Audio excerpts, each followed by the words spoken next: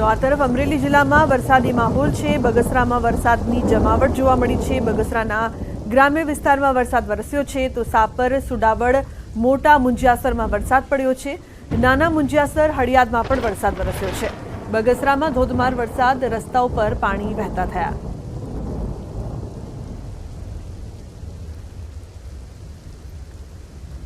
તો દ્વારકાના ખંભાળિયામાં ધોધમાર વરસાદ, કોઠા, વિશોત્રી, મોવાણ 2 ગામમાં વરસાદ, રસ્તાઓ પર નદીના ધસમસતા પાણી, બજારોમાં પણ વરસાદી પાણી વહ્યા છે। ગ્રામ્ય વિસ્તારોની નદીઓ 2 કાંઠે વહી રહી છે।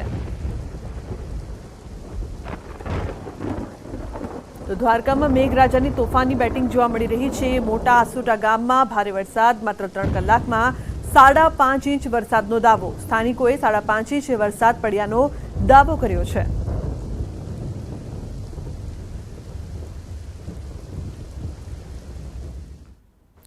તો દ્વારકાના સામોર ગામે ભારે વરસાદના કારણે સામોર ગામની નદીમાં પૂર આવ્યું છે। ખંભાળિયા તાલુકાના સામોર ગામે સ્થાનિક નદીમાં પૂર આવ્યું છે। જોખમી રીતે રસ્તા ઉપરથી વાહન ચાલકો પસાર થતા જોવા મળ્યા હતા। નદીમાં પૂર આવતા સામોર ગામને જોડતા માર્ગ પર ધસમસતા પાણીની પૂર વહેવા લાગ્યા। રસ્તામાં ધસમસતા પાણીના પૂરમાંથી લોકો જોખમી રીતે મોટરસાયકલ લઈને પસાર થતા હોય તેવા દ્રશ્યો અહીંયા સામે આવી રહ્યા છે।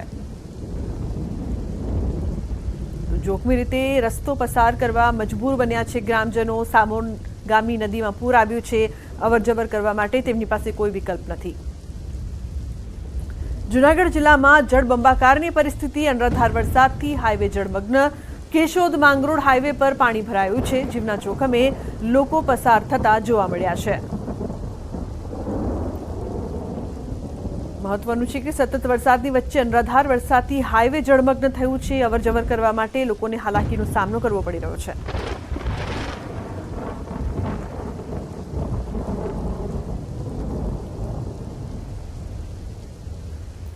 તો ગીર સોમનાથના વેરાવળમાં ધોધમાર વરસાદ। વેરાવળમાં 2 કલાકમાં 4 ઇંચ વરસાદ। 4 ઇંચ વરસાદ ખાબકતા શહેર પાણી પાણી। વેરાવળની મુખ્ય બજારોમાં પાણી ભરાયા છે।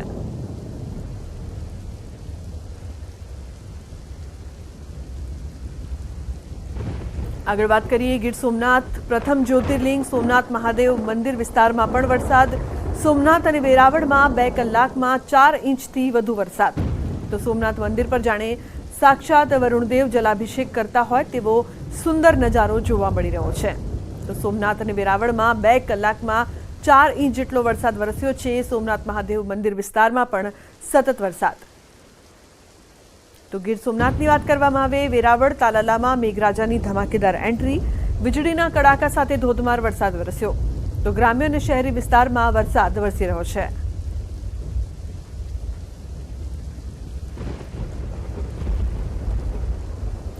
તો ગીર સોમનાથના વેરાવળ શહેરમાં ધોધમાર વરસાદના કારણે શહેરના મુખ્ય માર્ગો પર પાણી ભરાયા છે। શહેરમાં Satta Bazar, Subhash road, Lohana hospital road, Tapeshwar road સહિતની બજારોમાં ગોઠણ સમા ડૂબી જાય તેવા પાણી ભરાયા છે। ભારે વરસાદના કારણે તપેશ્વર મહાદેવના મંદિરમાં પાણી ઘૂસી ગયા છે।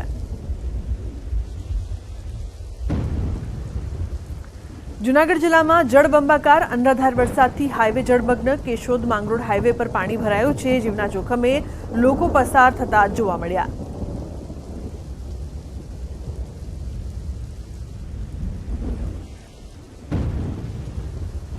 તો 2.5 ઇંચ વરસાદે આણંદની હાલત પણ બગાડી નાખી છે। ધોધમાર વરસાદ બાદ આણંદના કેટલાય વિસ્તારો પાણીના હવાલે।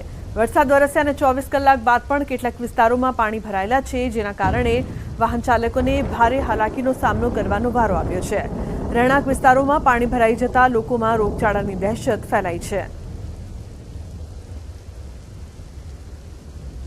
પ્રશાસન કોઈ પણ જાતની કાર્યવાહી આ વિશે કરતી નથી। અહીંયા પાણી ભરાયેલું રહે છે, બીમારીઓ ફાટી નીકળવાનો ભય છે, ના દવાનો છંટકાવ થયો છે, ને કોઈ પણ જાતની નગરપાલિકા કાર્યવાહી કરતી નથી। વરસાદ પછીની જે આણંદ શહેરના વિસ્તારોની જે સ્થિતિ છે એ જાણવા માટે ન્યૂઝ 18 ગુજરાતી આણંદ શહેરના વિવિધ વિસ્તારોમાં રિયાલિટી ચેક કર્યું છે। ચોક્કસ દ્રશ્યમાં બતાવવા માંગીશ કે આણંદનો આ ભાલેજ રોડનું આખો એક સર્વિસ રોડ છે, ત્યાં જળબંબાકારની સ્થિતિ તો નથી ચોક્કસ કહી શકાય, પણ વરસાદી પાણી ખૂબ ભરાયા છે।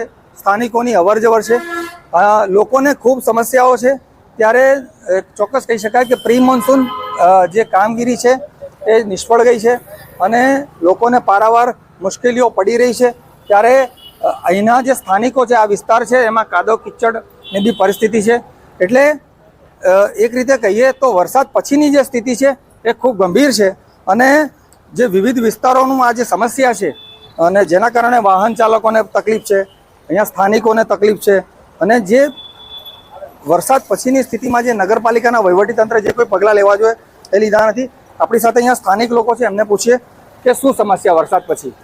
વરસાદ પછી સમસ્યા એ જે 1.5 કલાકની અંદર વરસાદ પડ્યો એમાં તું આણંદ બધું પાણી થઈ ગયું છે। બીજી વાત, પહેલાં આ area Bismilla society, Kohinoor society, એ બધા આપણે વારંવાર રજૂઆત કરી છે, કોઈ એક પણ કામ થતું નહીં। તો સુપ્રસિદ્ધ પ્રવાસન સ્થળ અને કેન્દ્ર શાસિત પ્રદેશ દીવના રોડ રસ્તા ચોમાસાના કારણે બદતર થઈ ગયા છે, જેને લઈને શાળાએ જતા બાળકો સહિત તમામ લોકોને ભારે હાલાકી વેઠવી પડી રહી છે। તેવામાં અપક્ષ સાંસદ ઉમેશ પટેલ દીવ ખાતે પહોંચ્યા અને લોકોની વેદના સમજવા પ્રયાસ કર્યો, સાથે જનતાને આશ્વાસન આપ્યું કે આવનારા સમયમાં લોકોને રસ્તા સંબંધિત સમસ્યાનો સામનો નહીં કરવો પડે। પોતે જમીનથી જોડાયેલો નેતા છું અને તમને ખબર જ છે કે હું બાઇક લઈને જ ફરતો હતો ચૂંટણીમાં પણ। તો આજે પણ બાઇક લઈને ફરીને મેં એ તપાસતો હતો કે લોકોની જે સમસ્યા છે તે સાચી છે।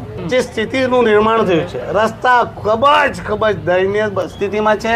હવે તો ચાલતા ફરવું પણ એ રસ્તા ઉપર મુશ્કેલ છે। જે રીતે કામગીરી કરતાં ખોદવાનું એ કામ હવે અટકશે।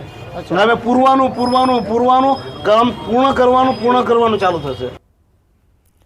બીજી તરફ ઉમેશ પટેલે આગામી સમયમાં પ્રફુલ્લ પટેલ હટાવવાની વાત કહી પોતાનો બળાપો ઠાલવ્યો હતો। કુદરત છે ને એ બધાનો રસ્તો શોધતી હોય। તમારી વાત સાચી છે, ઘણા માણસોએ કહ્યું હશે, પણ હું કરીને બતાવીશ અને થોડા સમયમાં તમને અંદાજો બી આવી જશે અને એનું રિઝલ્ટ બી આવી જશે કે ભાઈ અમારો મુખ્ય મુદ્દો પ્રશાસક પ્રફુલ્લ પટેલજીને હટાવવાનો છે। મોટામાં મોટો મુદ્દો એ છે, ઘણી બધી બાબતો છે અને તે બાબતો પર મેં જ્યાં રજૂઆત કરવાની કરી છે। સમાચારમાં આગળ વાત કચ્છની કરીએ તો ગાંધીધામના ઓસ્લો પેટ્રોલ પંપ પાસે બાઇકમાં આગ હવા ભરાવા આવેલી બાઇકમાં શોર્ટ સર્કિટના કારણે આગ લાગી હતી। પંપના કર્મીઓના સહકારથી આગ પર અંકુશ મેળવવામાં આવ્યો હતો। સદનસીબે જાનહાનિ ટળી હતી। તો ચાંદીપુરા વાયરસને લઈને ઉત્તર ગુજરાતમાં પણ તંત્ર એલર્ટ છે। અત્યારે 8 બાળકોના મોત થયાના અહેવાલ છે। આરોગ્ય વિભાગ હરકતમાં આવ્યું છે। દવાનો છંટકાવ કરીને ઠેર ઠેર સર્વે પણ કરવામાં આવી રહ્યો છે। તો હિંમતનગરની સિવિલ હોસ્પિટલમાં શંકાસ્પદ ચાંદીપુરાના અત્યાર સુધી કુલ 9 જેટલા બાળકોને દાખલ કરવામાં આવ્યા હતા, જેમાં સારવાર દરમિયાન 6 જેટલા બાળકોના મોત થયા છે। તો 3 બાળકો હાલ સારવાર હેઠળ છે। આ શંકાસ્પદ ચાંદીપુરા વાયરસને લઈને કુલ 8 બાળકોના સેમ્પલ પૂના ખાતે મોકલી આપવામાં આવ્યા છે, જે તમામ રિપોર્ટની રાહ હાલ જોવાઈ રહી છે। આગળ વાત કરી રાજકોટની। રાજકોટમાં કુલ 3 કોલેરાના કેસ નોંધાયા છે। રૈયા સ્માર્ટ સિટી અટલ સરોવર નજીક કેસ નોંધાયા છે। સરોવર વિસ્તારમાં મજૂરી કામ કરતા એક વ્યક્તિને કોલેરાનો કેસ નોંધાયો છે। મનપા દ્વારા પાણીના નમૂના પણ લેવામાં આવ્યા છે। તો 22 વર્ષના યુવકમાં મળી આવ્યો કોલેરાનો કેસ। 264 લોકો આ વિસ્તારમાં વસવાટ કરે છે। તમામની ચકાસણી મનપાના આરોગ્ય વિભાગ દ્વારા કરાઈ છે। તો આરઓ પ્લાન્ટમાંથી પાણી પીતા હોવા છતાં પણ કેસીસ નોંધાઈ રહ્યા છે। 3 દિવસમાં આપણને 6 ડાયરિયાવાળા કેસ મળ્યા છે, જેમાં એક પણ આપણને કોલેરા શંકાસ્પદ નથી મળ્યું। જે પેશન્ટ અત્યારે કોલેરા જેને લાગ્યો હતો એ પેશન્ટ અત્યારે પીડીયુમાં એડમિટ છે। એની સ્થિતિ સાવ નોર્મલ છે, સામાન્ય છે, પણ ગાઈડલાઇન પ્રમાણે જેને કોલેરા આવે એને આપણે અન્ય વ્યક્તિથી આઇસોલેટ કરતા હોઈએ છીએ, કારણ કે એના ફિકલમાં, એના સ્ટૂલમાં કોલેરાનો બેક્ટેરિયા સ્પ્રેડિંગ થતા હોય છે, એટલે બીજાને ચેપ લાગવાની શક્યતા હોય, એટલે આઇસોલેટ કરીને આપણે સિવિલમાં રાખેલા છે। બીજી તરફ વાત કરીએ વડોદરાની તો વડોદરામાં હોસ્પિટલમાં 10 વિદ્યાર્થીઓને ફૂડ પોઈઝનિંગની અસર જોવા મળી છે। આજવા રોડ પર આવેલી કસ્તુરબા ગાંધી બાલિકા વિદ્યાલયની આ ઘટના છે। ધોરણ 9ની 10થી વધુ વિદ્યાર્થીનીઓને ફૂડ પોઈઝનિંગ થયું છે। હોસ્ટેલમાં ભોજન લીધા બાદ ઝાડા ઉલટીની ફરિયાદ। તો હોસ્ટેલમાં પૌવા કઢી ખીચડી ખાધા બાદ ફૂડ પોઈઝનિંગ થયું હતું। વિદ્યાર્થીનીઓને પ્રાથમિક સારવાર આપ્યા બાદ હોસ્ટેલમાં પરત લવાઈ છે। તો હોસ્ટેલના શિક્ષકે લૂલો બચાવ કર્યો. વિદ્યાર્થીનીઓએ પફ ખાધો હોવાથી ફૂડ પોઈઝનિંગની થઈ અસર. મનપાની આરોગ્ય વિભાગની ટીમ ચેકિંગ માટે પહોંચી છે. રસોડામાં ચેકિંગ કરવામાં આવ્યું છે. કેન્ટીનનું લાયસન્સ લીધું ન હોવાની પણ માહિતી સામે આવી છે. તો ફૂડ સેફ્ટી ઓફિસરે હોસ્ટેલનું કિચન બંધ કરાવ્યું છે. જો સર 9મા ધોરણની દીકરીઓને જ થઈ છે અને છોકરીઓ 12 પફ ખાય છે, એના લીધે થયું છે. ના, પફ ખાધો જ છે સર, એ અમારા ડરથી કદાચ એવું બોલતી હશે. અમે અહીંયા શ્રદ્ધા ક્લિનિક છે તઈ બી લઈ ગયા ને આજે રામદેવનગરથી પીએસસી પરથી ડૉક્ટરને જાતે બોલાયા હતા. ખાલી અમને 1-2 દિવસ જ થયો છે, તકલીફ આ થાય છે. અમે અહીંયા હોસ્ટેલમાં જ જમીએ છીએ પણ અમારે બહાર જવું પડે છે ને એટલે લાલ બહાદુર શાસ્ત્રી સ્કૂલ છે ને તઈ અમે જઈએ છીએ. પેટમાં દુખાવો થાય છે અને ઝાડા ઉલટી થઈ. વડોદરા શહેરના આજવા રોડ પર આવેલી કસ્તુરબા ગાંધી જે વિદ્યાલય છે ત્યાં જે સ્કૂલની બાળકીઓ છે તેમને ફૂડ પોઈઝનિંગની અસર થઈ છે. લગભગ 10 જેટલી બાળકીઓ જે છે તેમને ફૂડ પોઈઝનિંગની અસર થઈ છે અને ઝાડા ઉલટીની તકલીફ અને પેટમાં દુખાવાની તકલીફ જે છે તેની ફરિયાદ જે છે તે વિદ્યાર્થીનીઓ કરી રહી. ઉલ્લેખનીય બાબત છે કે વિદ્યાર્થીઓનો જે છે તે કહી રહી છે કે શાળામાં તેમના દ્વારા જે બટાકા પૌવા છે તે આરોગવામાં આવ્યા હતા અને ત્યારબાદથી જ આ જે વિદ્યાર્થીનીઓ છે તેમની તબિયત જે છે તે લથડી હતી. 1-2 નહીં પરંતુ લગભગ 10 જેટલી વિદ્યાર્થીનીઓની તબિયત લથડતા જે પાલિકાનો આરોગ્ય વિભાગ છે તે દોડતું થયું છે.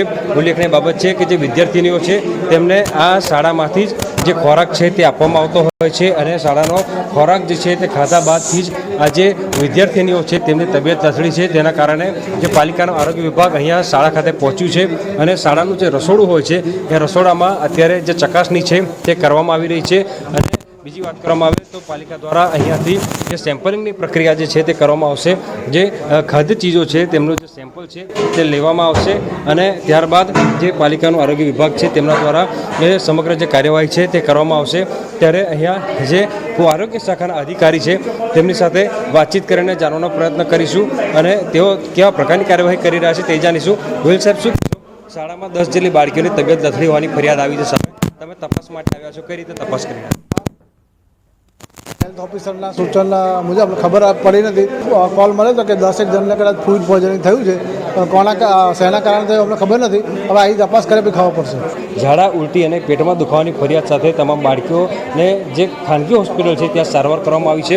અત્યારે પાલિકાનો આરોગ્ય વિભાગ દોડતું થયું છે અને બાળકીઓને ખરેખર ફૂડ પોઈઝનિંગ થયું છે કે કેમ તે દિશામાં અત્યારે વધુ તપાસ હાથ ધરવામાં આવી છે. હાર્દિક દીક્ષિત, ન્યૂઝ 18 ગુજરાતી, વડોદરા. તો જૂનાગઢમાં છેલ્લા 20 વર્ષથી ઝાંઝરડા ગામ મનપામાં ભળી ગયું છે. તેમ છતાં પણ ગ્રામજનોને પીવાનું શુદ્ધ પાણી મળતું નથી. આ ગામમાં આજે પણ કૂવામાંથી પાણી વિતરણ કરાય છે. આ પાણી પીવાલાયક નથી તેવો આક્ષેપ ગ્રામજનો કરી રહ્યા છે. ગામમાં 2 મોટી ઓવરહેડ ટાંકી શોભાના ગાંઠિયા સમાન બની છે. તેમાં પાણી ભરવામાં નથી આવતું. ગ્રામજનો કહી રહ્યા છે કે મનપા દ્વારા તમામ વેરામાં તોતિંગ વધારો કરાયો છે, પરંતુ ગ્રામજનો હજુ પણ પ્રાથમિક સુવિધાથી વંચિત છે. બીજી તરફ મનપાના શાસકો પાણી વિતરણનો દાવો કરી રહ્યા છે. સ્ટેટની અંદર સામાન્ય કરમાં, પાણીમાં, પછી બ્રુજર ચાર્જમાં, સફાઈમાં, બધામાં વધારો 1 વર્ષમાં કરી દીધો. પરંતુ અમારું કહેવાનું એ છે કે ભાઈ ટેક્સ વસૂલે છે મહાનગરપાલિકા, પણ સુવિધા નથી આપવામાં આવતો. અમારી મહાનગરપાલિકા બની ગઈ એને આશરે 20 વર્ષ પૂરા થઈ ગયા છે, પણ હજી ઝાંઝરા જે ઓજી વિસ્તારમાં આવે છે એને પીવાના પાણીની સુવિધા ઉપલબ્ધ કરાવી નથી શકી મહાનગરપાલિકા. પ્લસ અત્યારે જે પાણી સપ્લાય કરવામાં આવે છે એ એકદમ ફ્લોરાઇડયુક્ત અને પીવાલાયક પાણી નથી. જે ઓવરહેડ ટેન્ક અને સમ્પ બન્યા છે એમાંથી પાણી વિતરણની વ્યવસ્થા શરૂ થઈ ગઈ છે. હરિયમનગરને આ જ ઓવરહેડ ટેન્ક અને સમ્પમાંથી પાણી આપવામાં આવે છે. આવનારા દિવસોમાં ઝાંઝેડાના તમામ વિસ્તારને અહીંથી પાણી પૂરું પાડવામાં આવશે. તો મહેસાણામાં શંકાસ્પદ સરકારી અનાજનો જથ્થો ઝડપાયો છે. કડી નજીક આવેલા જીઆઈડીસીના ખાનગી ગોડાઉનમાંથી સરકારી અનાજનો શંકાસ્પદ જથ્થો મળ્યો છે. 3 જેટલા ગોડાઉનમાં સરકારી પ્રિન્ટવાળા બારદાન સ્થળ પરથી મળી આવ્યા હતા. અલગ અલગ બ્રાન્ડની થેલીઓમાં અનાજનું પેકિંગ થતું હોવાનું અનુમાન છે. મોટી માત્રામાં ઘઉં અને ચોખાનો જથ્થો સ્થળ પરથી મળ્યો છે. પુરવઠા વિભાગ નહીં આવતા પોલીસે જાતે જથ્થાની ગણતરી કરી હતી. કડી પોલીસે મોડી રાત્રે રેડ કરીને કાર્યવાહી કરી છે.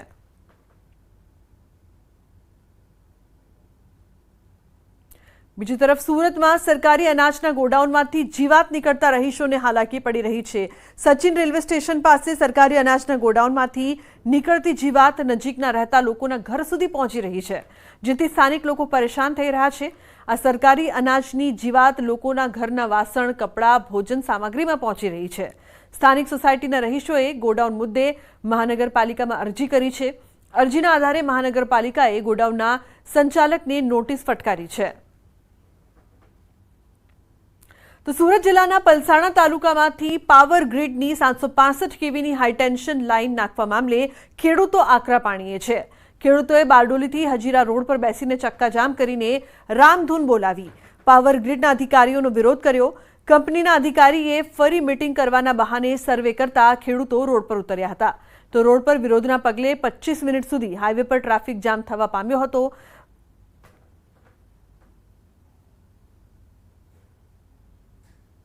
એ લોકો સાથે ગઈકાલે મીટિંગ થઈ. એ લોકોને કીધું, ખેડૂતોએ 2 દિવસનો સમય માંગ્યો કે 2 દિવસમાં અમે તમને જવાબ આપીએ, અને આવતીકાલે બુધવારે સાંજ સુધીમાં લોકોને જવાબ આપવાનો હતો.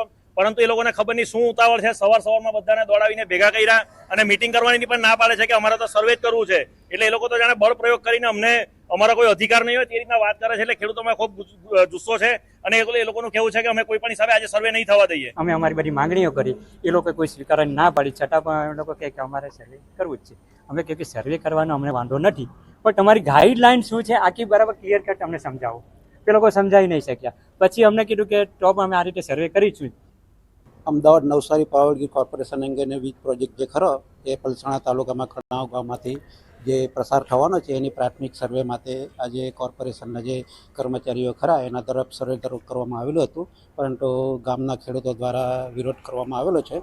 ગામના ખેડૂતો અને એમના આગેવાનોને જરૂરી સમજૂતી આપી આ પ્રાથમિક સર્વે છે. પ્રાથમિક સર્વે થયા પછી જ એક્ઝેક્ટ ખ્યાલ આવશે કે કેટલી જમીનનું સંપાદન તમને મળશે, કેટલી જમીન સંપાદન થશે અને વળતર બાબતે આગળની કાર્યવાહી કરવામાં આવશે. 765 કેવીની વીજ લાઇનનો મામલો જે સુરત જિલ્લાના જે ગામડાઓના ખેતરોમાંથી જે લાઈન જાય છે તે અંતર્ગત ખેડૂત સમાજ તેમજ અને સ્થાનિક ખેડૂતો જે આ લાઈનનો વિરોધ કરી રહ્યા હતા તે અંતર્ગત દ્રશ્ય બતાવવાનો પ્રયાસ કરીશ કે જે પાવર ગ્રીડના ઉચ્ચ અધિકારીઓ છે એ પોતાની મનમાની કરે છે અને અહીંયા કમ્પલસરી આજે જ સર્વે કરવો છે. ગામજનોની માંગ છે કે 2 દિવસનો સમય આપો, પરંતુ અધિકારી ટસ કે મસ નથી થતા. દ્રશ્યમાં જોઈ શકો છો કે હાલ આજે પોલીસ પણ બોલાવવાની ફરજ પડી છે કે કાયદો વ્યવસ્થાને જાળવવા માટે. તો બીજી તરફ આજે હાઈવે જે આ પાવર ગ્રીડના અધિકારીઓ દ્વારા જે સર્વેની કામગીરીના સાધનો લઈને આવ્યા હતા, પરંતુ ગામજનો સાથે ઘર્ષણ પણ થવા પામ્યું છે.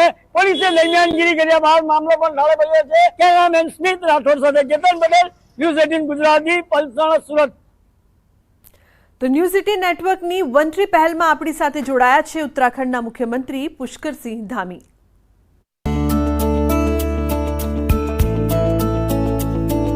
हर दिन हर पल पर्यावरण संरक्षण हमारे मन में, हमारे विचार में, हमारे दिल में रहना चाहिए. उसका जिस पौधे का हम रोपण कर रहे हैं उसका पूरी तरह से उसकी सुरक्षा हो, उसका संरक्षण हो. उसको जब तक पूरी तरह से वो खड़ा न हो जाए तब तक वहाँ पर पानी इत्यादि की व्यवस्था की जाए. न्यूज़ 18 को बहुत बधाई देता हूँ, बहुत शुभकामनाएं देता हूँ कि निश्चित रूप से जो आज समय की आवश्यकता है उस समय के अनुरूप लोगों को जागरूक करने के लिए ये अभियान उन्होंने चलाया है.